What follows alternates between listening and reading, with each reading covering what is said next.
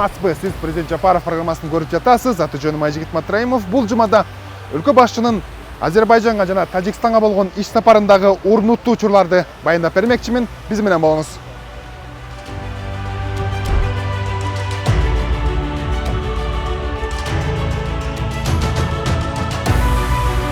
7 октябрь Кыргызстандын ТМУдагы төрагалыгынын жыйынтыгын чыгарган чоң жыйын.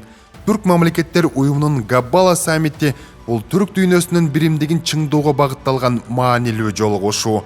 16 жыл мурда кол коюлган Нахчыван келишиминен бери уюм дүйнөдөгү эң динамикалуу регионалдык бирикмелердин бири болуп калды. Бул кыска мезгилде биздин уюм жигердүү өнүгүп, дүйнөдөгү эң динамикалуу регионалдык бирикмелердин бири катары өз ордун бекемдеди. Азыр биздин алдыбызда калыптануу этабынан реалдуу аракеттерге өтүү жаңы милдети турат деп эсептеймин. Бүгүнкү күндүн чакырыктары бизден тилектештикти гана эмес, аймактын тынчтыкты, стабилдүүлүктү жана туруктуу өнүгүүнү камсыздоо үчүн конкреттүү макулдашылган кадамдарды талап кылып жатат. Жыйын учурунда Шавкат Мирзиёев колуна кармап барактап жаткан Чыңгыз Айтматовдун китебине көзүбүз түштү.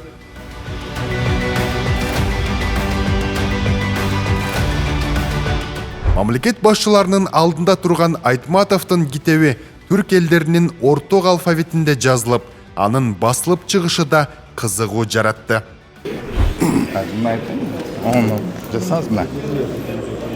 Айтматов кыргызча окусаңыз, Айтматов макрокосмостук деңгээлде дүйнөнү, ал эми микрокосмостук деңгээлде адамды жашоонун үмүтү катары көрөт. Көрдүңүз? Бул китепти Түркия Республикасынын Маданият министрлиги атайын чыгарган бүгүнкү саммитке карата. Бул жерде түрк элдеринин орток алфавитинде, бирок кыргыз тилинде жазылганы бар да, мына Түркия Республикасы Маданият жана туризм министрлиги китепкана жана иш кагаздары башкармалыгы. Ичинде дагы кыргыз тилинде, бирок ошол түрк орток алфавити деген бул латин алфавитинен алынган алфавит менен жазылган биринчи китеп. Уюмга төрагалык кылган 1 жыл ичинде Кыргызстан 120дан ашуун бир катар эл аралык иш-чараларды өткөрдү. Ошондой эле экономикалык интеграция жана дагы санариптик багыттагы долбоорлорго басым жасады. Азыр болсо тарыхый Габбала шаарында президент Садыр Жапаров түрк мамлекеттер уюмундагы коопсуздук темасында бир катар корчу билдирүүлөрдү жасады.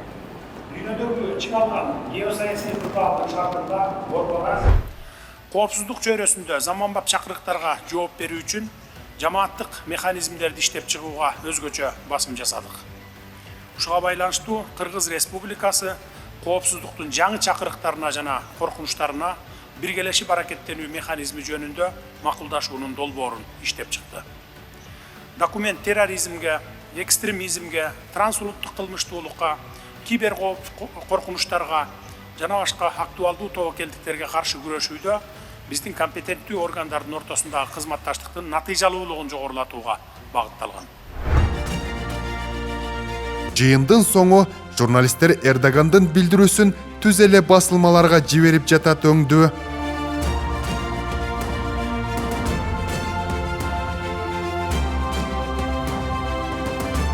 Касым-Жомарт Токаев менен Виктор Орбанга маанилүү билдирүүлөр келген сыяктуу.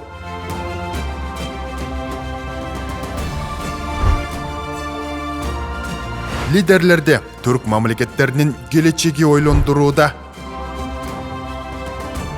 Анткени мамлекет башчылары маанилүү документтерге кол коюшту.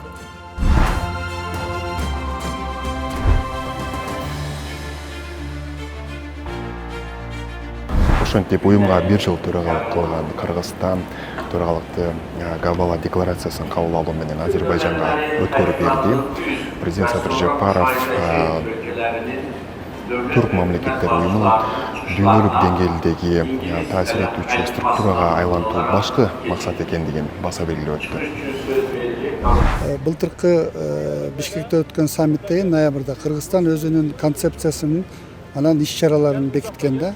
Аны кабинет министри менен ошо боюнча иштер алып барылды, иштердин баары жемиштүү болду. Мен көп сүйлөбөй эле акыркы эле сентябрь айындагы эле иш-чараларда токтолуп кетсем, бул Коопсуздук комитетinin секретарлары жолукту. Мына анда жөн эле жолукпай burada иш-чаралар кабыл алынды. Андан кийин мына диний муфтийлерибиздин башчылары жолукту. Бул дагы анын ичинде вот экстремизмге каршы деген. Шунун баары коопсуздук. Мурунку саммиттинде мына бүгүнкү бу Габала Азербайжандагы саммиттин темасы да шу коопсуздуктун тегерегинде болот да. Ортосунда биринчи жолу премьер-министрлердин кеңешин өткөрдүк. Бул эң чоң жетишкендик, анткени бул формат жок болчу. Биз аны атайын форматка киргизип, чогултуп, ошо жакын арада ошо октябрда 18-сентябрда Бишкекте өттү. Бул дагы бир жакшы механизм. Кибербезопасность боюнча биз чоң конференция өткөрдүк. Ошо конференцияда жогорку деңгээлде өттү. Бул дагы болсо биздин мамлекеттердин ортосундагы жанагы фейк маалыматтарга каршы күрөшүүгө чоң жардам берет да. Бир дагы баягы планга кирген иш-чараларды мындай жоңгалтырган жокпуз. Баары тең жогорку деңгээлде өттү.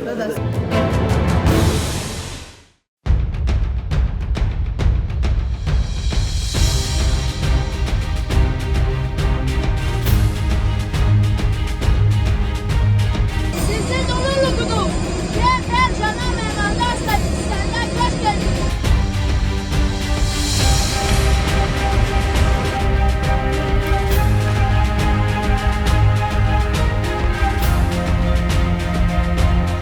Октябрь президент Садыр Жапаров Тажикстанын президенти Эмомали Рахмондун чакыруусу боюнча Тажикстанга иш сапары менен келди.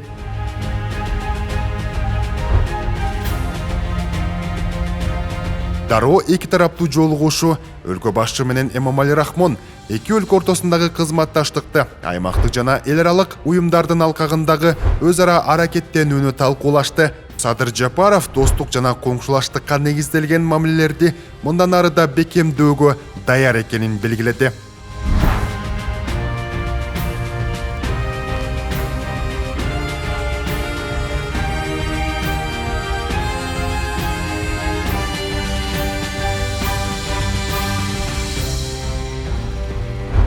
Бул күндүн маанилүү иш-чарасы Борбор Азия Россия 2 саммити. Бул иш-чарада аймактагы 5 мамлекеттин жана Россиянын лидерлери чогулуп, коопсуздук, экономика жана гуманитардык кызматташтык боюнча актуалдуу маселелерди талкуулашты. Садыр Жапаров өз сөзүндө бул формат көп тараптуу өнөктөштүктү бекемдөөнүн практикалык куралы экенин белгиледи. В условиях текущей международной обстановки наша сегодняшняя встреча является своевременной и очень важной для комплексного обсуждения региональных вопросов. Убежден, что только через доверительный диалог, обмен мнениями и оценками мы найдем пути решения вопросов общей региональной повестки.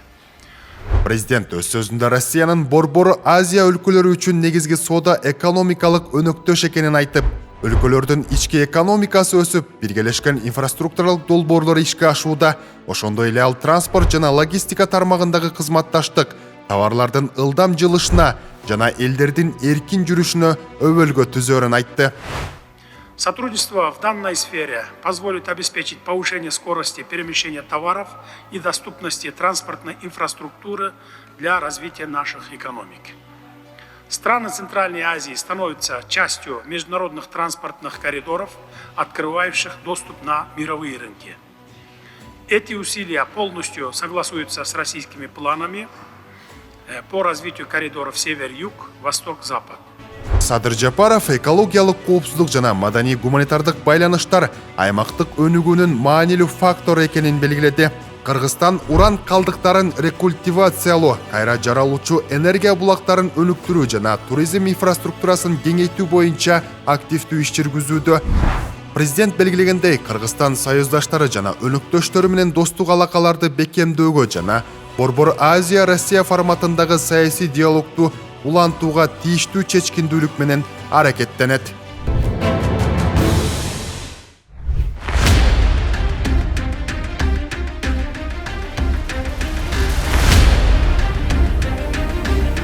Душанбедеги Улуттар сарайы Эмомали Рахмон КМШ өлкөлөрүнүн лидерлерин күтүп жатат. Иш-чаранын башталышын күткөн медиа каражат өкүлдөрү чарчашты айтор, тизе бүгүп жерге отура калышты. мимикалар менен сүйлөшкөн операторлор. Баары даяр болду көрүнөт, лидерлер биринин артынан бири келе баштады. Президент Кыргызской республики Садыр Нургажоевич Жапаров.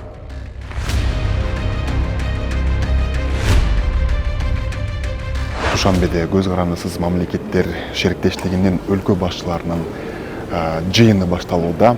Бул жөн гана саммит эмес, глобалдык өзгөрүүлөрдүн фонундагы, дүйнөдө болуп жаткан өзгөрүүлөрдүн фонунда бул постсоветтик мейкиниктеги өлкөлөрдүн башчылары өз ара ишенимди бекемдөө, экономикалык кызматташтыкты тереңдетүү боюнча маанилүү жыйын экени талашсыз.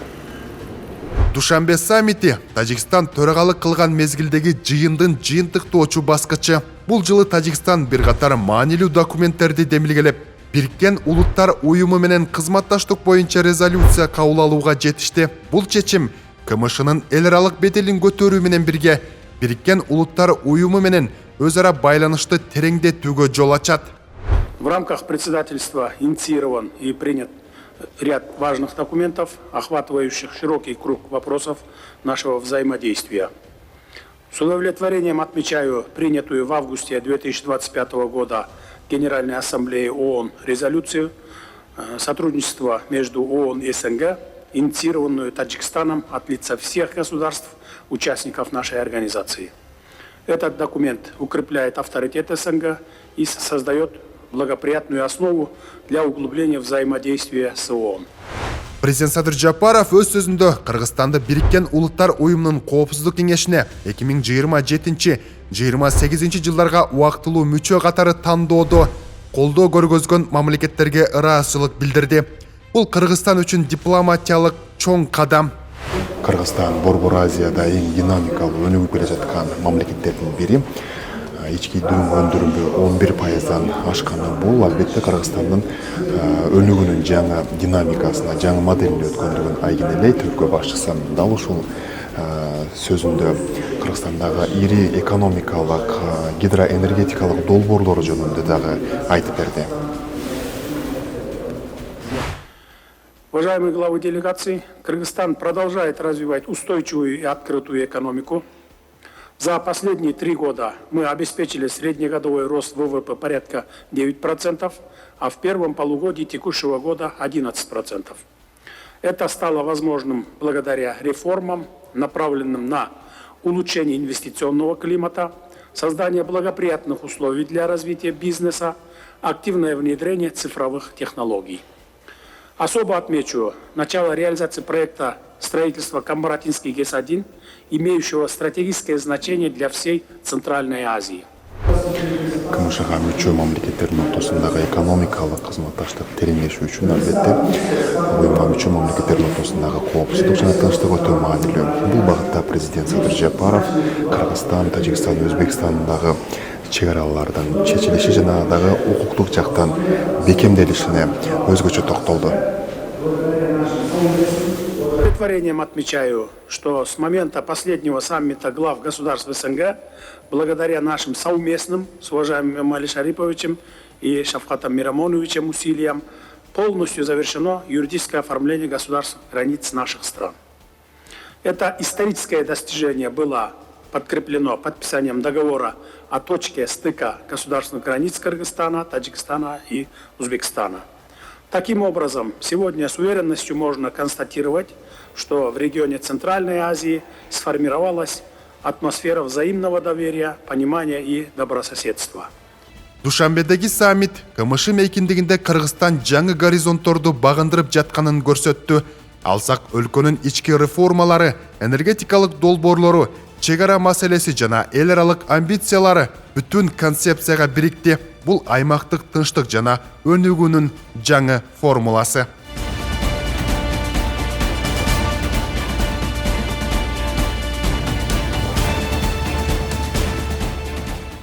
Кечки Душанбе мамлекет башчылары сый тамактан чыгып келе жатышат. Садыр Жапаров Боордош элдин өлкө башчылары менен жылуу учурашып, Тажикстанга болгон жумушу сапары жемиштүү аяктады.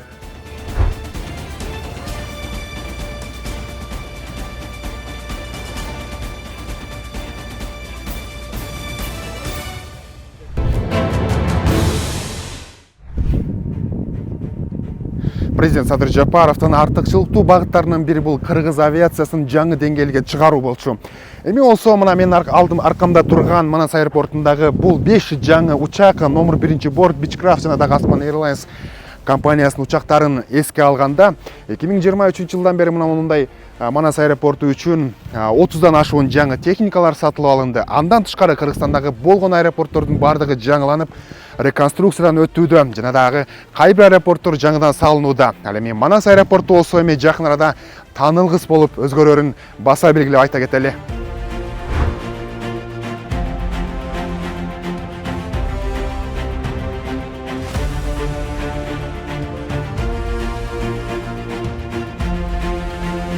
Бул кадрлар өлкө башы Азербайжандан учуп келип, номер 1 борттун экипажын кесиптик майрамы менен куттуктап жатканы.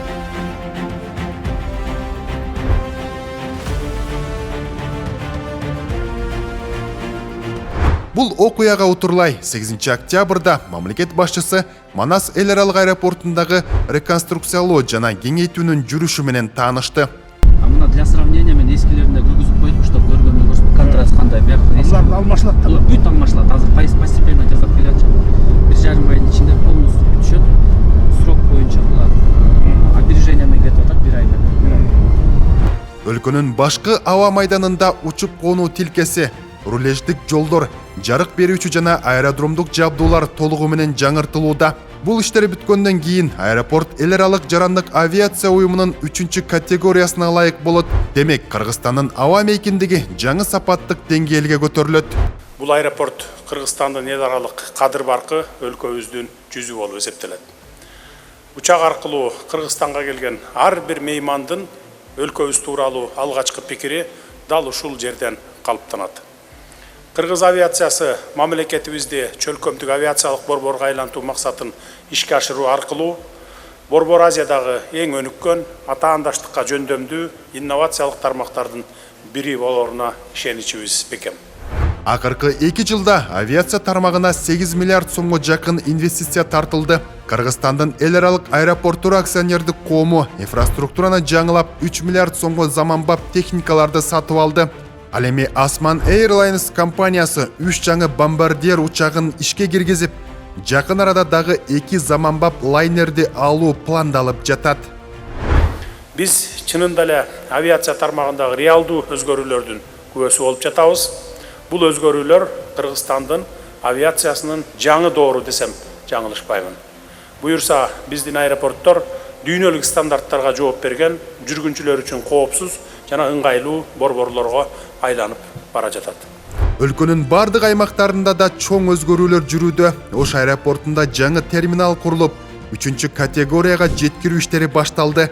Нарын Талас Каракол аэропорттуру жаңыртылып, жүргүнчүлөр үчүн ыңгайлуу шарттар түзүлдү. Ал эми Жалал-Абад шаарында эл аралык аэропорт салынып жатат. Ал Кытай, Кыргызстан, Өзбекстан темир жолу жана Кашкар аба коридору менен биргеликте өлкөнүн транзиттик мүмкүнчүлүктөрүн кескин кеңейтет. Бул долбоорлор Кыргызстанды Борбор Азиядагы маанилүү инфраструктуралык хабдардын бирине айлантат. Бизде бул борбордук аэропортто масштабный реконструкция жумуштары жүрүп атат. Бекти аэровокзалды кеңейтип атабыз. 18 000 чарчы метрге. Андан башка учуп конуу тилкесин, перрондорду ремонт жүрүп атат. Тарыхка кайрылып кетсек, 74 жылдан бери курулгандан бери мындай жумуштар болгон эмес. Урматтуу президент Садыр Кожоевичтин демилгеси менен, колдоосу менен ушулардын баары жасалып атат. Биз анын бардыгын учуп конуу тилкени биз жылдын аягына чейин бүтүрөбүз. 3 категория менен уже туман деген вопрос дагы чечилет. Аэровокзалды болсо эмки жылы биз жай айларынан бүтүрөлүп атабыз. Биз эмки жылдын аягына 2 учак келет. Кудай буйрса, ага чейин биз кара тизмеден да чыгып калабыз, кудай буйрса. Ошондо уже биз Европа тарапка учканга мүмкүнчүлүгүбүз пайда болот. Буга чейин кара тизмеге кирген кыргыз авиациясы бүгүн кайрадан аброюн калыбына келтирип, эл аралык деңгээлге чыгууда. Президент белгилегендей, бул кесипкөй авиация кызматкерлеринин эмгеги жана мамлекеттик колдоонун жыйынтыгы. Кыргызстандын асманы ачык, каттамдары коопсуз. Бул жаңы доордун белгиси.